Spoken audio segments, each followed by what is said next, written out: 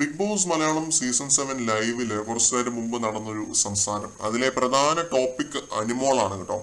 അനിമോളുടെ ഹൗസിനകത്തെ പ്രധാന സുഹൃത്തുക്കളായിരുന്ന 2 പേര്, അവരുടെ ഒരു ഗേൾസ് ഗ്രൂപ്പ് ഒക്കെ ഉണ്ടായിരുന്നു. ഷൈത്യ അതേപോലെ ആദില, ഇവര് തമ്മിലായിരുന്നു ചർച്ച.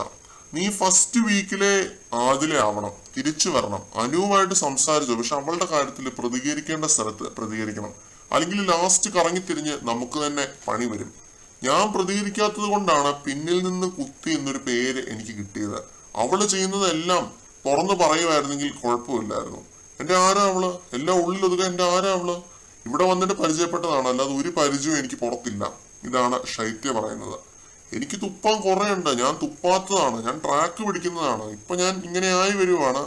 അന്ന് ആ ഒരു ഡിബേറ്റിന്റെ അന്ന് ഈ ഒരു കാര്യം ഇങ്ങനെ പറഞ്ഞു തീർക്കുന്നതിന് മുമ്പ് ഒനീൽ ആ വഴി വരുന്നുണ്ട്. എന്നിട്ട് ഒനീലിനെ ഓടിച്ചു വിട്ടതിന് ശേഷം ഈ ഒരു ഡിസ്കഷൻ തുടരുന്നുണ്ട്.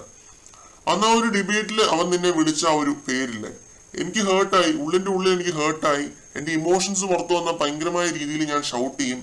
അന്ന് എനിക്ക് ശരിക്കും തിളച്ചു വന്നു. അന്ന് രാവിലെയും അവൻ എന്നെ അത് വിളിച്ചായിരുന്നു. അതുകൊണ്ടാണ് അന്ന് ദേഷ്യപ്പെട്ടതെന്ന് പറയുന്നുണ്ട്. അത് നെവിൻ മരപ്പാവ എന്ന് വിളിച്ച ആ ഒരു കേസാണ് കേട്ടോ.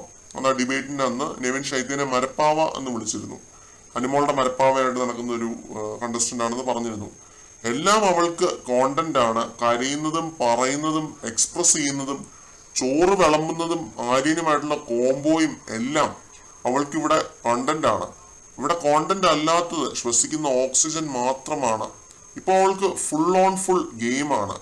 നേരത്തെയും ആയിരുന്നു, പക്ഷെ നമ്മൾ മണ്ടികളായതുകൊണ്ട് നമുക്കത് മനസ്സിലാവാതെ പോയി. നിന്നെ കട്ടപ്പ എന്ന് വിളിച്ചില്ലേ, അത് ശരിക്കും അവള് തന്നെയാണ്. എനിക്കറിയില്ല, ഞാനൊരു കംബാക്ക് നോക്കുന്നുണ്ട്. വെളിയിലിറങ്ങി ഒരു ഇന്റർവ്യൂ ഒക്കെ കൊടുക്കാൻ നേരത്തെ എന്നോട് ചോദിക്കത്തില്ലേ അനുവിന്റെ സാരിത്തുമ്പ് പിടിച്ച് നടന്നു എന്ന്. എനിക്ക് എന്റെ വ്യക്തിത്വം ഇവിടെ കാണിക്കണ്ടേ എന്ന് ആദില പറയുന്നുണ്ട്. ഇത്രയും കാര്യങ്ങൾ ആദില പറഞ്ഞതാണ്. ആ പാവയും അവളുടെ ഒരു കോണ്ടന്റ് ആണ് എന്ന് ശൈത്യയും പറയുന്നുണ്ട്, ആദിലയും പറയുന്നുണ്ട്. ആ പാവ എല്ലാരും കൂടി എന്തെങ്കിലുമൊക്കെ ചെയ്യും, അപ്പൊ അതെല്ലാം കോണ്ടന്റ് ആണ് എന്നുള്ള രീതിയിൽ പറയുന്നുണ്ട്. ഇതായിരുന്നു ആദിലയും ശൈത്യയും തമ്മിൽ പാതിരാത്രി നടന്ന ഒരു ചർച്ച. മേക്കപ്പ് ഏരിയയിൽ വെച്ച് നടന്ന ചർച്ചയാണ്. അനിമോൾക്കെതിരെ ശക്തമായിട്ടൊരു ഗെയിം കളിച്ച് കംബാക്ക് നടത്തുമെന്നാണ് ആദില പറയുന്നത്. അനിമോളുമായിട്ട് ഇനി ഒരു ബന്ധവും ഇല്ലെന്നുള്ള രീതിയിൽ ശൈത്യ സംസാരിക്കുന്നുണ്ട്. ഇതിനകത്ത് എനിക്ക് തോന്നുന്ന ഒരു കാര്യം, ഫ്രണ്ട്ഷിപ്പ് ഉണ്ടേലും ഇല്ലേലും അനിമോൾക്ക് കിട്ടാനുള്ള സപ്പോർട്ട് പുറത്തുനിന്ന് അനിമോൾക്ക് കിട്ടിയേനെ. ആ കാര്യത്തിൽ യാതൊരുവിധ സംശയമില്ല. ഇത്രയും നാള് അനിമോളുടെ കൂടെ ഒത്തുചേർന്ന് നിന്ന് കളിച്ചത് ആദിലയ്ക്കാണേലും ശൈത്യക്കാണേലും ഹൗസിൽ ഇമ്മ്യൂണിറ്റി കൊടുത്തൊരു സംഭവമാണ്. അതേസമയം ഇവര് അനിമോൾക്കെതിരെ ഗെയിം കളിച്ചിരുന്നുവെങ്കിൽ എവിക്ഷൻ ചാൻസസ് കൂടുതലായേനെ, പ്രത്യേകിച്ച് ശൈത്യക്ക്. ആദിലയുടെ കേസ് വേറെ തന്നെ ഒരു കേസാണ്, അതിനെപ്പറ്റി പറയാം. ശൈത്യ ഇപ്പൊ ഇത്രയും ദിവസം ഹൗസിൽ തുടരാൻ ഒരു മെയിൻ റീസൺ അനിമോൾ ആണെന്ന് തന്നെ വേണമെങ്കിൽ പറയാം. കാരണം അനിമോളുടെ കൂടെയുള്ള ഒരു ഫ്രണ്ട്ഷിപ്പ് കോംബോ അല്ലാതെ ശൈത്യക്ക് വേറെ പ്രത്യേകിച്ച് വലിയ കോണ്ടന്റ് ഒന്നും ഇല്ല. പിന്നെ ആദിലയും നൂറയായിട്ട് ഇത്തിരി ക്ലോസ് ആണ്. ഒരു രീതിയിലുള്ള കോണ്ടന്റും ഇല്ലാത്തൊരു കണ്ടസ്റ്റന്റ് ആണ് ശൈത്യ. അന്നപ്പോഴും ഇല്ല, ഇപ്പോഴും ഇല്ല. ഇനി കണ്ടു തന്നെ അറിയണം എങ്ങനെയാണ് ഇവര് അനിമോൾക്കെതിരെ കളിക്കാൻ പോകുന്നത് എന്നുള്ളത്. ശൈത്യ എനിക്ക് തോന്നുന്നില്ല അനിമോൾക്കെതിരെ എന്തെങ്കിലും കളിക്കുമെന്ന്.